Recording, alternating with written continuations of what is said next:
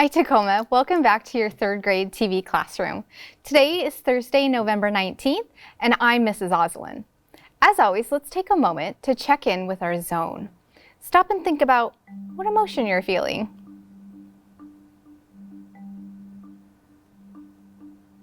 Think about your I message.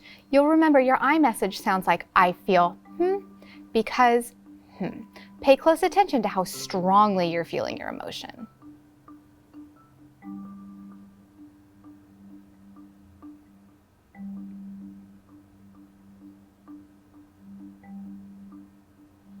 I'm going to model sharing my iMessage with Rafa.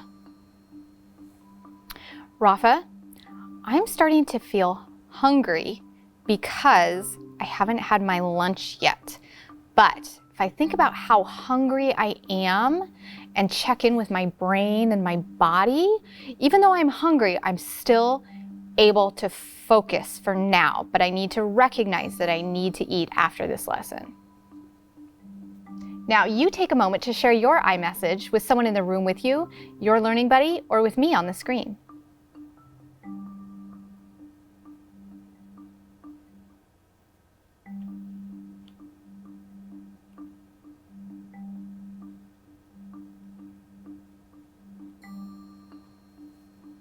You'll remember, if you feel you're feeling really strongly, like a 4 or a 5 on the feelings thermometer, and you feel like you might lose control, you need to go through the stop and stay cool steps before you say or do anything.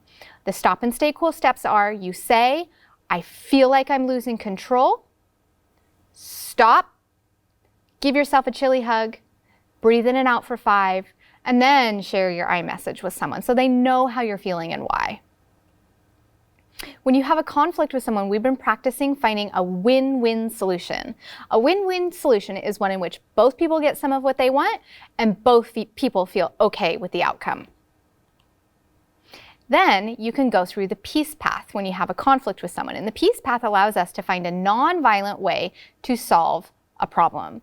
Step 1 on the peace path is to tell the problem. This is where you share your iMessage and the other person gets an opportunity to say it back, which means they say, you feel because That way both people really know and understand what the other person is feeling and why they're feeling that way.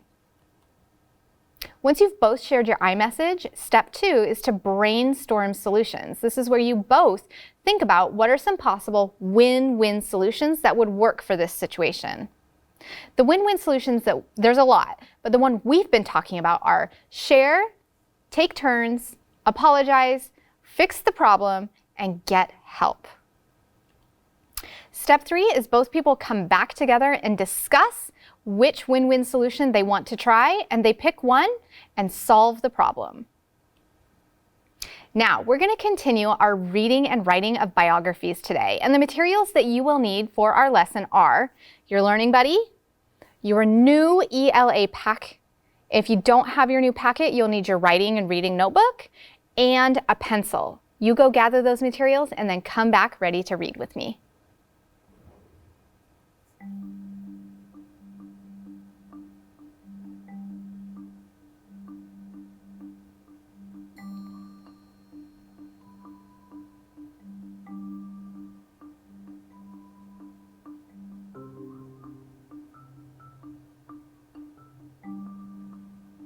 Are you ready?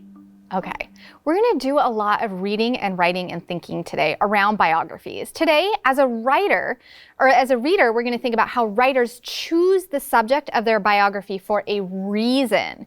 They don't just select a random person. There's a reason why they wrote that book about that person. And as a reader, we're learning to identify key details that can help us make connections and learn about the subject of our biography. Now, we've been reading If a Bus Could Talk, the Story of Rosa Parks by Faith Ringgold. And we talked about our author, Faith Ringgold, and did some thinking about why we think she chose Rosa Parks as the subject for her biography, If a Bus Could Talk. Now, sometimes authors choose a subject that they want to learn more about, and that's why they write about them.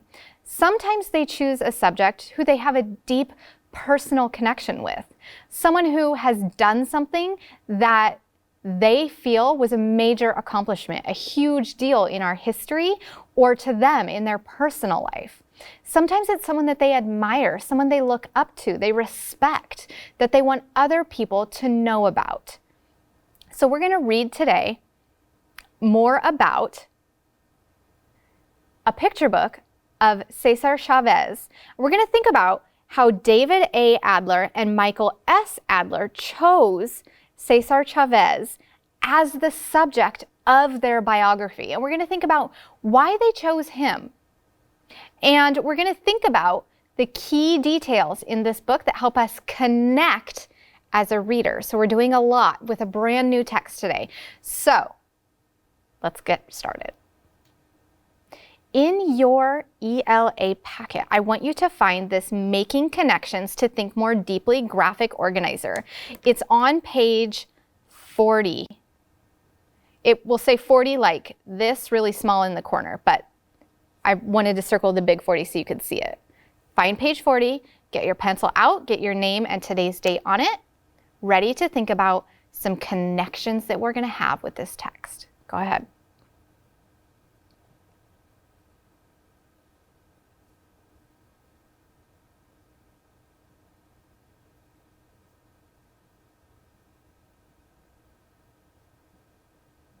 Now, as we read our text today, I want you thinking about an example from the text, a detail, and what connection do you have with it? It might be a moment where in your brain you start to think about, oh, this reminds me of, or, oh, this makes me think about, or you might have a reaction like, I can't believe, That is your brain as a reader making a connection with the biography. So pay attention to when that happens. And when you do that, stop and jot it down on your graphic organizer with an example, the detail from the text, and then your connection.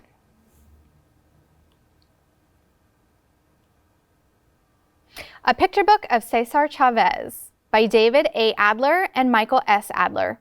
Illustrated by Marie Olafsdotter.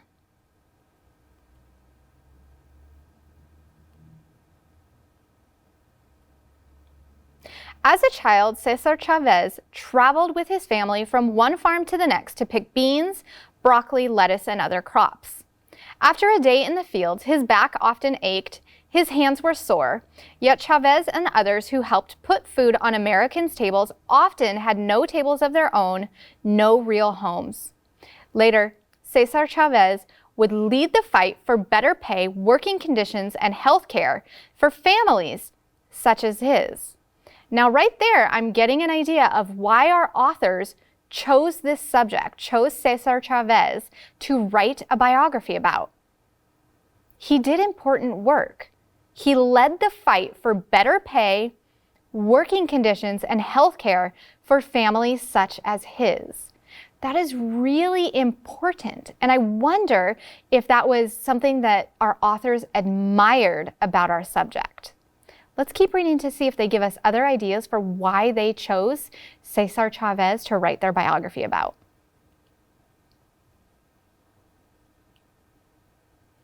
Cesar Chavez was born on March 31st, 1927, near Yuma, Arizona. His parents, Librado, and Juana Chavez were farmers. Cesar was the second of their 5 children. Cesar's father was often too busy to spend time with his family.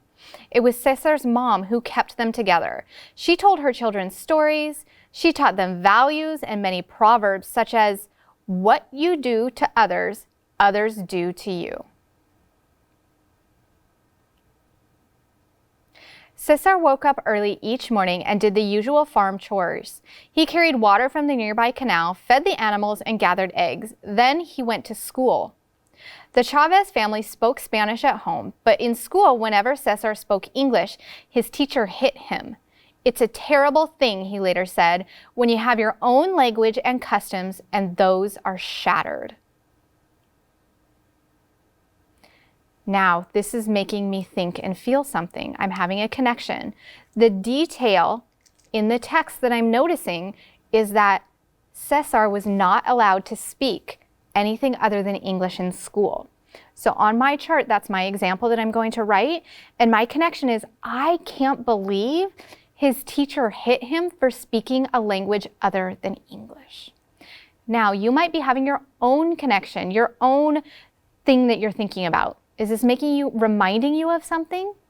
Stop and jot.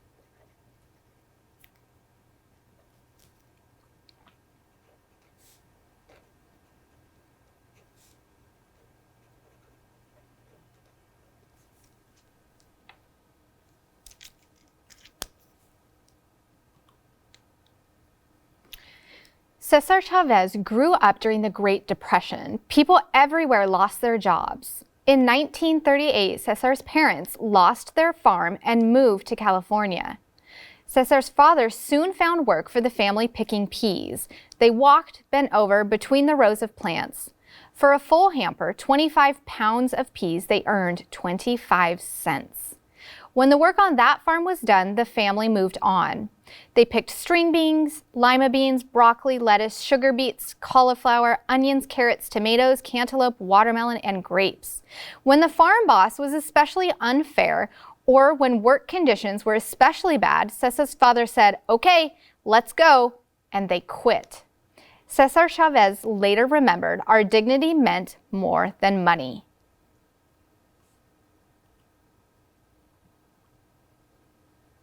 I think this is a really important point to stop and make a connection between our subject, Cesar Chavez and his family, and our authors. And this moment when his father would say, "Okay, let's go," they quit. And he would say, "Our dignity meant more than money."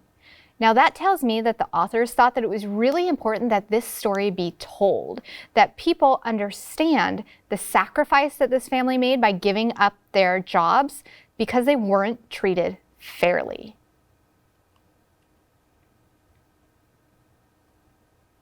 The Chavez family, like many others, had no real home. One winter, with nowhere else to go, they slept in a tent in a woman's yard. The family moved around so much that Cesar attended 65 elementary schools, some for just a day or a week. In 1942, after his father was hurt in a car accident, 15-year-old Cesar dropped out of school to earn money for his family. In 1944, in the midst of World War II, Cesar Chavez enlisted in the U.S. Navy. He served for 2 years. While on a short leave, he went to a movie theater in Delano, California. The theater was segregated. African Americans, Filipinos, and Mexicans were confined to a section on the right. Cesar Chavez felt this was wrong. He sat on the left and was arrested. In our own way, Chavez said later, "My family had been challenging the growers for some time. Now he was challenging a theater odor." Now this key detail of Cesar sat on the left and was arrested. This reminds me of Rosa Parks, who we learned about in another biography by Faith Ringgold, If a Bus Could Talk. And this is reminding me about how they both recognized that segregation was wrong and they were arrested for acting out against that. So that's a connection that I'm having, and that's really making me think really deeply about this text. So I'm going to add that to my graphic organizer. You can go ahead and take a moment and notice what key details you're noticing and what connections you're having with this text and add them to your graphic organizer.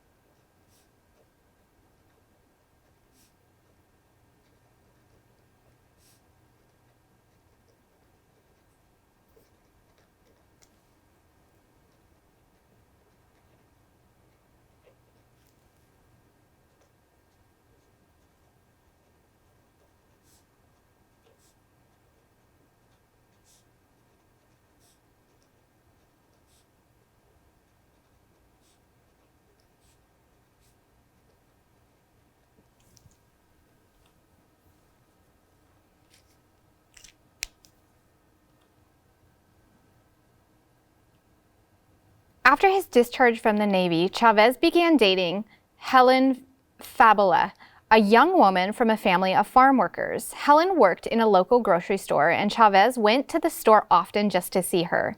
They married in 1948 and soon moved to San Jose, California. They had 8 children. In June 1952, Chavez met Fred Ross, who had been sent to San Jose by the Community Service Organization, or CSO, to register voters for the coming elections. "He changed my life," Chavez said. Ross explained how in the United States, even poor people had power. They just needed to speak out to vote. Chavez was convinced and went door to door and urged people to register to vote. At first, he was so frightened he couldn't talk. "Little by little, I got confidence," Chavez said later. "In about 3 days, I was doing okay."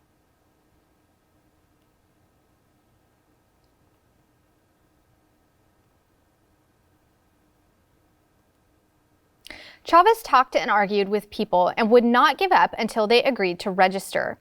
Soon he was hired to start CSO chapters throughout California. In 1958, he went to Oxnard and asked the farm workers there to register and vote. They asked him, "Why is it we can't get any jobs?" The jobs were going to workers from Mexico who accepted lower pay. Chavez organized a march. Reporters came and saw Chavez stand on the hood of a car and speak to the out-of-work farm workers. After a 13-month struggle, the Oxnard farm growers gave in and hired local workers. Now, I'm wondering if that act of bravery by Chavez is what inspired our authors to choose him to write a biography about. In 1962, Chavez left the CSO and formed a fruit pickers union, the National Farm Workers Association, or NFWA. By 1965, it had 1,700 member families. California grape pickers were paid about $1 an hour, which was not a living wage. From that dollar, some growers charged the workers, who spent all day in the hot sun, for every drink of water they took. In September 1965, workers in another union began a strike against grape owners in Delano. Chavez's union joined them. The two unions merged, forming the United Farm Workers Organizing Committee, or UFWOC.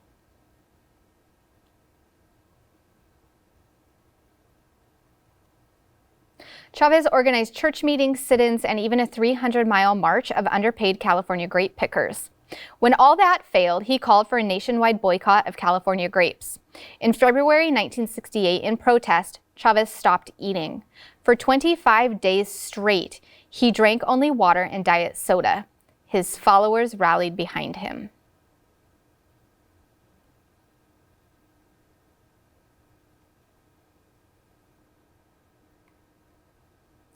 Cesar's fast ended at a public mass and celebration. "I was so much out of it," Chavez said later. "All I felt was a lot of people pushing and trying to get closer. I was being held up because my legs were so weak."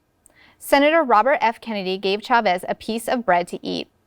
"I come here as an American citizen to honor Cesar Chavez," Kennedy said. "I honor him for his compassion, his honesty, his truth, and his dedication." The strike and boycott ended in July 1970 with higher wages and the health care protection for members of Chavez's union.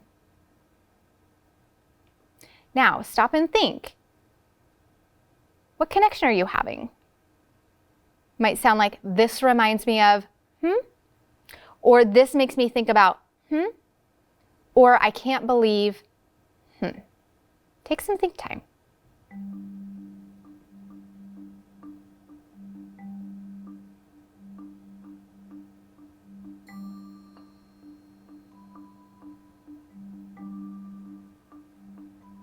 Now stop and jot what you're thinking on your graphic organizer.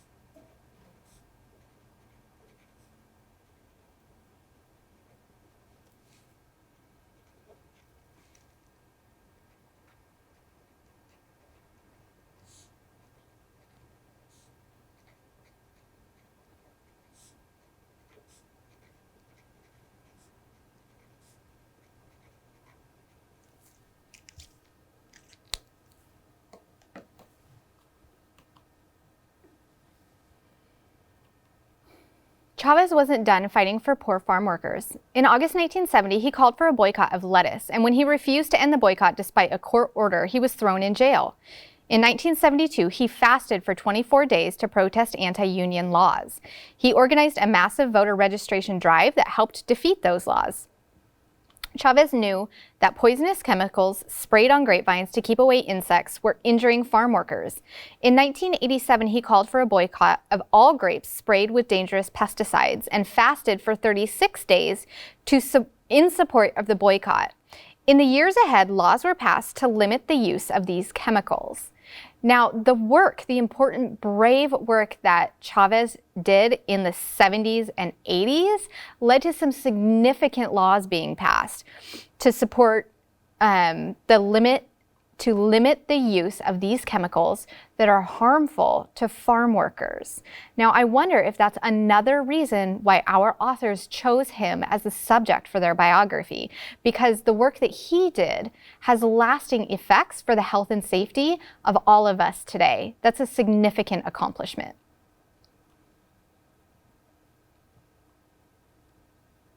In April 1993, Chavez died in his sleep while on union business in Arizona. American farm workers had lost their greatest champion. In accordance with his wishes, he was buried in a simple pine box. More than 40,000 people marched in his procession. 1 year later, Helen Chavez accepted the Presidential Medal of Freedom, the nation's highest civilian honor for her husband. At the ceremony, President Bill Clinton said, "This remarkable man with faith and discipline, with soft-spoken humility and amazing inner strength, led a very courageous life. And in doing so, he brought dignity to the lives of so many others and provided for us inspiration for the rest of our nation's history." Now, this is reminding me of learning about Rosa Parks and all of the awards and honors that she earned with her courageous acts.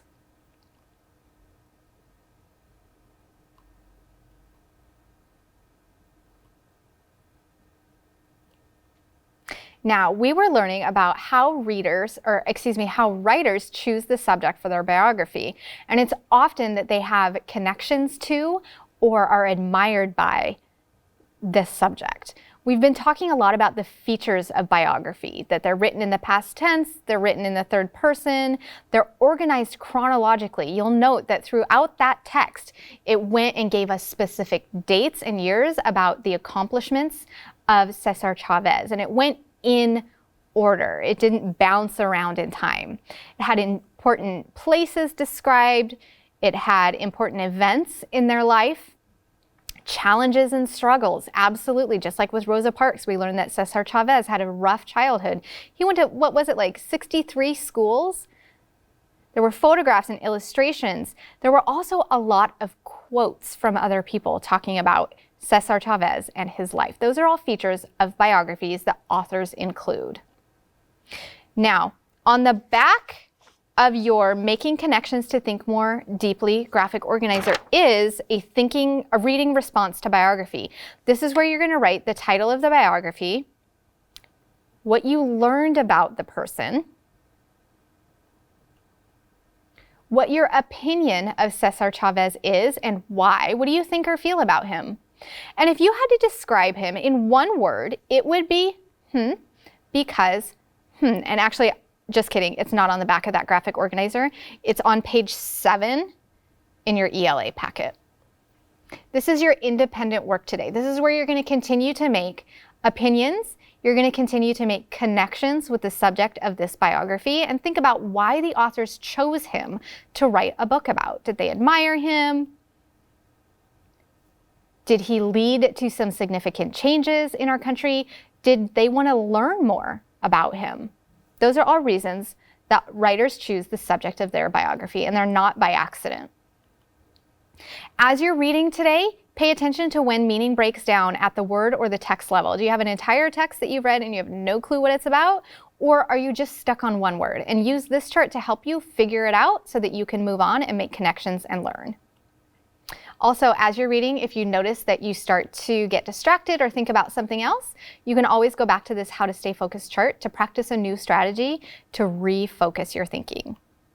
And as always, you're going to continue to build your independent reading stamina, setting goals for yourself as a reader and a writer, adding to your reading log, and send this to your teacher tomorrow so that they know what you've been working on. You could also send it to us here at TV Classroom. You could also send all of this important writing and thinking that you're doing to us here at TV Classroom so that we know what you're doing out there, and maybe you have an excellent recommendation for a biography that you think we need to read. Tell us why you think that author chose that subject for their biography. Now, this is your 5-minute break time. You need to make sure you gather your materials for math. What you'll need are your whiteboard and marker, your learning buddy, and your counters. Thank you so much, third graders, for reading and writing and thinking with me today. I hope you have a great day, and I look forward to seeing you again tomorrow. Bye.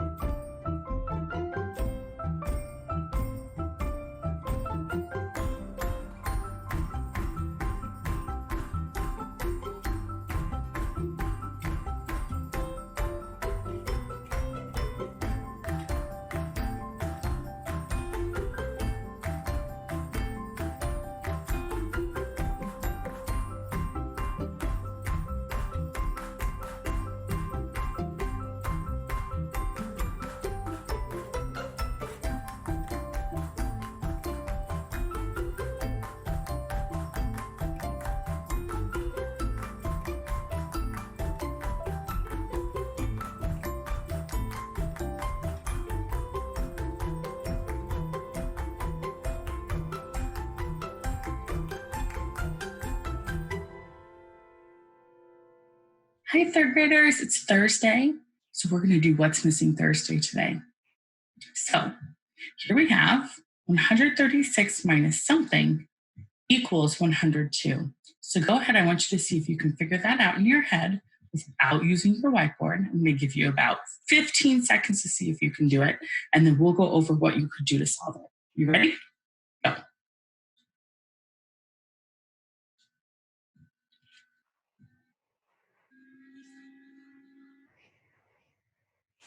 Don't have think time music, and I'm sorry. I was going to hum. Then I start coughing. So you ready? What were you thinking? What did you do to find this answer? Oh, one of you said an open number line.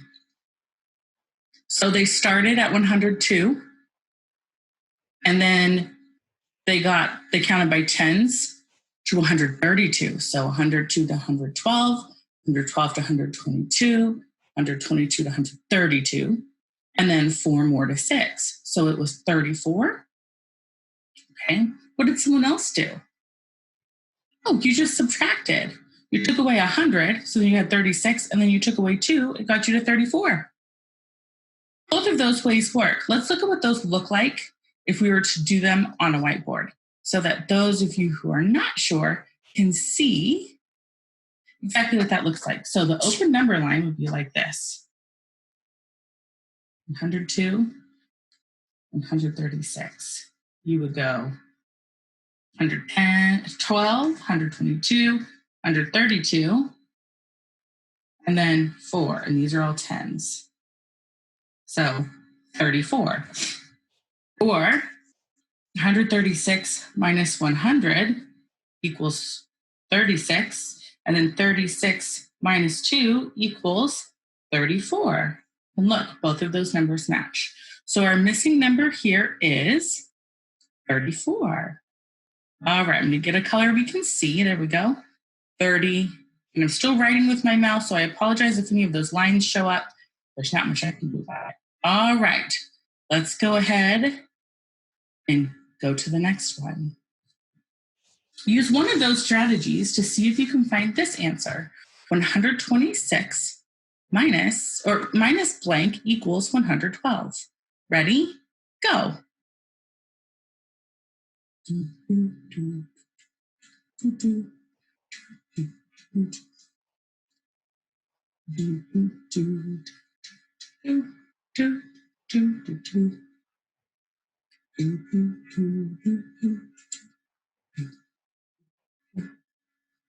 Okay, do you have it? Which strategy did you use? Did you subtract the part you know to find the part you didn't? Did you use an open number line? What did you do? Okay, the answer is 14.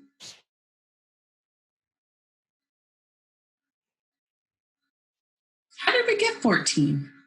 Well, 126 minus 100 is just 26. And then minus 12 is 14. Nice job. Okay. Next one. Are you ready? Ooh, this one's a little bit different. See if you can figure this one out.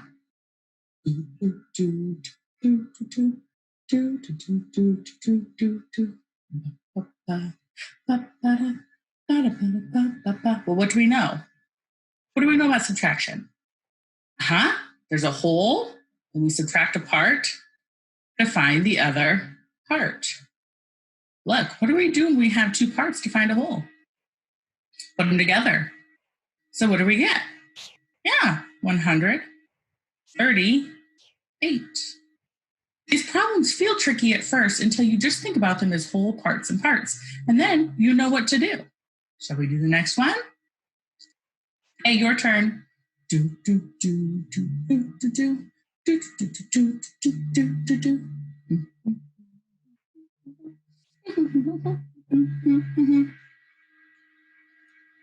Okay, are you ready?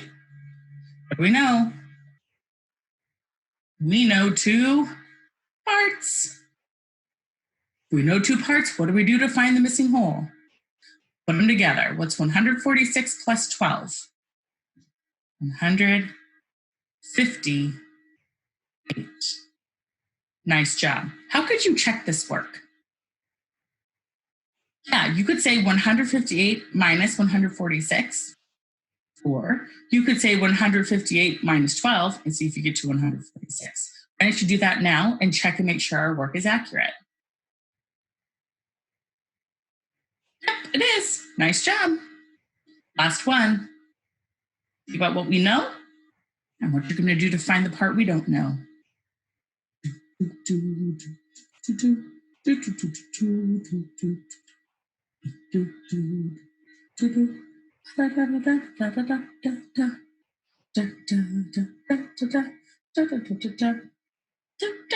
Okay. We have a whole. We're subtracting a part to find we have a missing part. There are two strategies you can use. Yeah, you can just subtract the part you know or use an open number line. What should we do? Okay, we're at 90 to 100 is 10. And then 100 to 140 is 40, so that's 50. And then 140 to 146 is 6, so that is 56. Pretty good, huh? What is 5 plus 9 or 50 plus 90? 50 plus 90 is 140. And 6 more is 146. So does it work? Yeah, we checked our thinking. Awesome job. Okay, today, if you have base 10 blocks, I would like you to get them out. If you don't, that's fine. I don't have them here at my house, so we're going to use markers, and I'm going to draw, and you can help me draw. Today, we are learning to multiply one-digit numbers with multiples of 10. Now, everyone take a deep breath. It doesn't matter how large the number is. There's still blank groups of blank. I want you to remember that. Blank groups of blank. We can model, and we can use skip counting, and we can reorder factors, and we can break factors and decompose them to help us figure it out. You have tons of strategies now, and I'm here with you along the way. You ready? I think you guys are going to be awesome at this because you've been awesome so far. Let's take a look. Our first problem is to warm us up.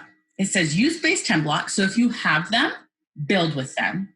If you don't have them, draw them to model each group of tens. Then write the value of the blocks. Ready? On your whiteboard, I want to see you have a line down the middle, write 6 tens on top of the first part and 14 tens on top of the second part, and then I want you to model it and tell me how much it makes. You ready? I'm going to give you 1 minute. And go.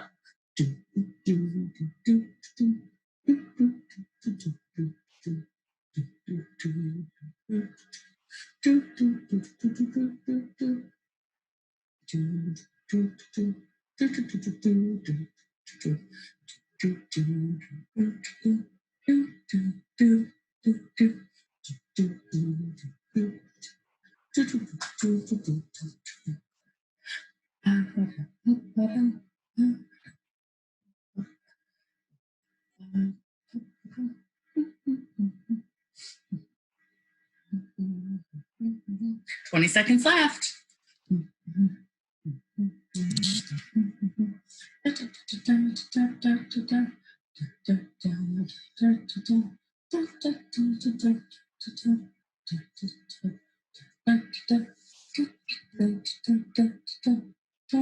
And done. Okay, are you ready? Let's take a look. So I'm going to make my video a little bit bigger. So 6 tens. 10, 20, 30, 40, 50, 60. What did you notice I did as I was drawing the 6 tens? Yeah, I counted by tens, didn't I?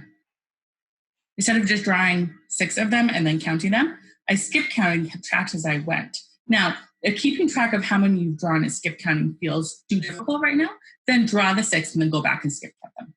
So if like 14 is a lot, so I'm going to keep track of how many I draw, and then I'm going to go back and skip count.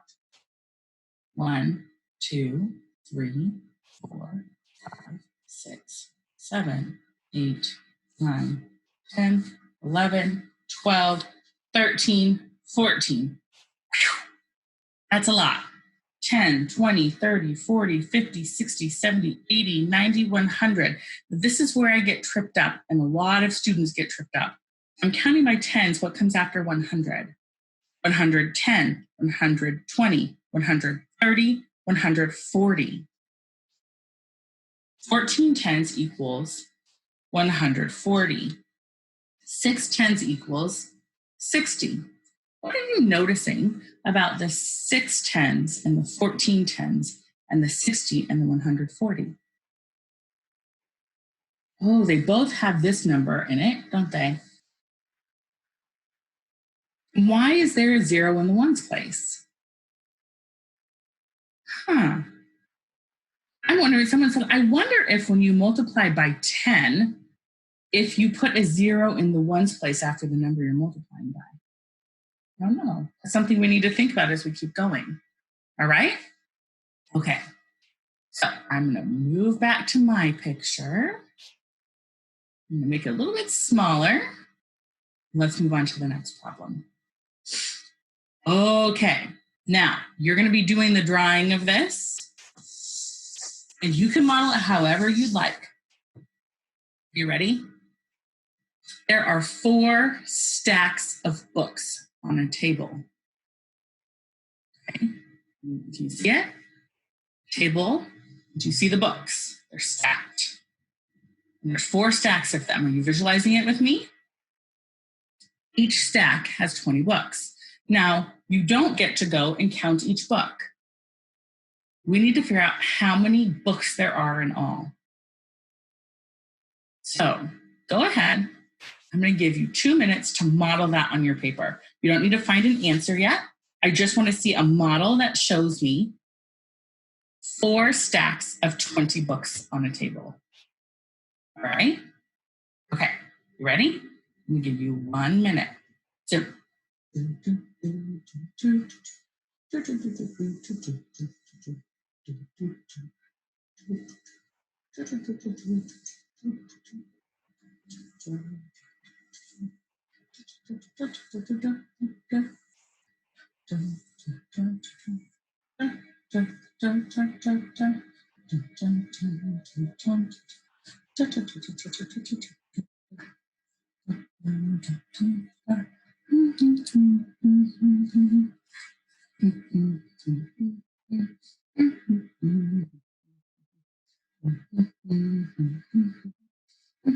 are you ready? Take a look at how I modeled this. Your table, and I put 4 stacks of books that are equal height. I put 20 in each stack.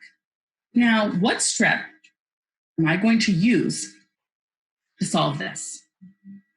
There are lots of ways to do it. What would you do? Okay, I heard someone say, well, I know 20 plus 20 is 40. 20 plus 20 is 40. And 40 plus 40 equals 80. Okay, what's another way we could write this? 4 groups of 20 equals blank. Oh, 4 groups of 20. Could I skip count? I could. Let's go to the next slide. I am going to, this is tricky, make me a little bit smaller.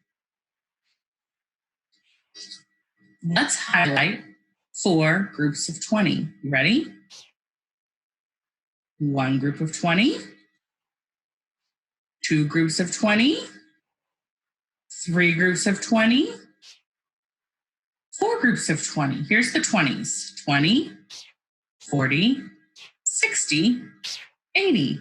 What do we call that? When we count by the same group over and over and over to find a total. Skip counting. 20, 40, 60, 80. You could skip count it. 20, 40, 60, 80. Okay. How might you use this? What can I put here? 20, right? And then I could count another 20, which would put me at 40. And I could count another, this is 0 to 20 right here. And this would be 60. And then I could count another 20. And this would be 80. I was skip counting on the number line, right? I started at 0 and I did 20, 40, 60, 80. I can use an open number line. So how many books are on the table? How many books do we have on the table? 80, right? Because we have 20, 20, 20, and 20. 20, 40, 60, 80. 80 books. Okay. Let's switch back so you can see me. Here I am. All right. Just looking at our time. So we're going to look ahead and take a peek at some of the stuff we're going to do in the next few lessons. It says multiplication can be used to find the total when there are two or more groups with the same number in each group. So groups have to be equal if it's multiplying. You have learned some multiplication facts. These facts can help you multiply with tens. Think about 4 times 20 shown by the base 10 blocks below. Look at different ways to find this total. So there they are. You can skip count by tens 8 times. 1, 2, 3, 4, 5, 6, 7, 8, right? You can skip count by 20 how many times? Yes, 4. We just did that. 20, 40, 60, 80. You can count on by groups of tens. 2 tens, 4 tens, 6 tens, 8 tens. 2 tens, 4 tens, 6 tens, 8 tens is 80. There are lots of ways to do it. Do you think skip count and counting on would work well with greater numbers such as 8 times 80? Explain. What do you think? Do you think skip counting or the counting on, so let's go back and look at that. 2 tens, 4 tens, 6 tens, 8 tens. So the counting on by tens or the skip counting 20, 40. If you were to do 8 groups of 80, what do you think? Yeah, I'm feeling the same way as some of you. I'm hearing some friends say, well, but Mrs. Wally, 8 groups of 80 is going to be really, really hard to keep track of. Okay. For some of you, it might not be hard to keep track of. But 8 groups of 40, is that easier to keep track of? Yeah, because you do 8 groups of 40 and 8 groups of 40. So we might start combining, skip counting, decomposing factors to help us figure out 8 times 80. Understand it? So that's what we're going to be working on. So let's take a look at our vocabulary. Skip counting. What is skip counting? It's supposed to be there, but it disappeared. I don't know what happened. Oh, I see it. Do you see it? Let's see if it comes up when I highlight. Nope, it didn't. It's there. It just turned white when I changed my site. That's okay. What is skip counting? Yeah, when you skip count equal groups for so many, right? You have a total number of equal groups and you skip count by those equal numbers, okay? What do you know about skip counting? It helps us multiply. It helps us find a total. Helps us find someone used the word product. Very good. Using your math terms. Oh, we skip count by a factor. Yeah. The number in each of the groups is one of our factors, isn't it? What I would like you to do is write down one example right now on your whiteboard. an example of skip counting. And actually, we're running out of time, so I'm going to skip ahead while you do that and let you know what your assignment is. I'm going to do page 213. You can do examples down here and do some of the examples you're doing right now. And I said page 114. It's 214. Mrs. Wally, my oh my, let's change that. It's been one of those mornings. Do you ever have one of those mornings? Yep, that's okay. We're going to cross that off and make it a 2. 214. Did we create models today? Yes. Did we explain how we got our answer? Yes. So we started learning to multiply one-digit numbers with multiples of 10. You did 4 times 20 today. Nice job. So next time, whoops, I'm going to move myself over that. Now is time for our affirmation. All right? So our affirmation today is,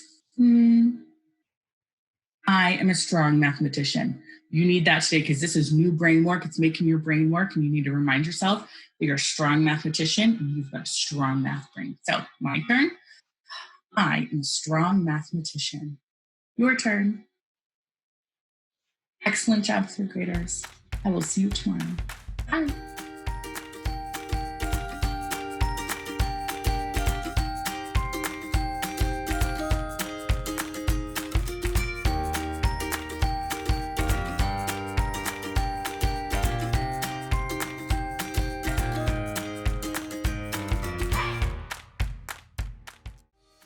Hey kids, we want to see your work.